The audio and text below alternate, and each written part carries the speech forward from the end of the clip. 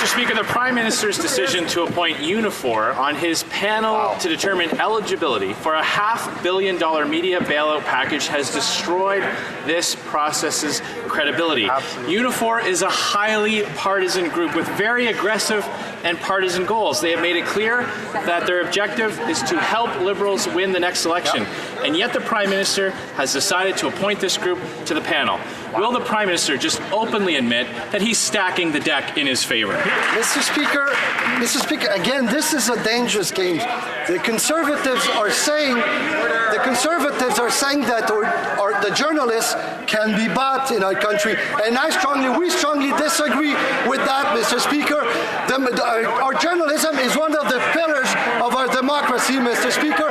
We should be there to support them instead of attacking them like the Conservatives are doing. Instead of safeguarding the upcoming election against foreign interference and protecting the privacy of Canadians and their data, the Prime Minister was too busy trying to rig the election for his own personal gain. And now he wants us to believe that his partisan panel will fairly distribute funds to media outlets when its membership has clearly expressed their intention to campaign against the Conservatives in the next election.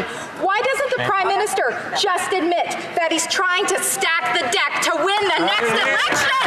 We've re-empowered the CEO of Elections Canada to speak to Canadians about voting, and we've given the Commissioner of Canada Elections even more power and authority to ensure that this Elections Act is fair and it's being able to be enforced. Let's talk about that, Mr. Speaker, and let's make sure that we're all working for democracy. Mr. Speaker, this is a bailout welcomed by the owners and publishers of failing newspapers, doled out by a Liberal panel deciding which newsrooms are acceptable and which are not. The panel stacked by partisan big union bosses, but a bailout denounced, Mr. Speaker, by mainstream journalists. Mr. Speaker, why won't the Liberals accept they can't rig an independent news industry? The Honourable Minister of Canadian Heritage. Well, now that's a direct attack on our journalists, Mr. Speaker. Our colleague had a very long career in journalism, and I'm sure he acted very professionally, independently, neutrally, and I'm sure he did a great job. So why doesn't he show the same respect to our actual journalists that work here, that work around the country, that are very professional, Mr. Speaker?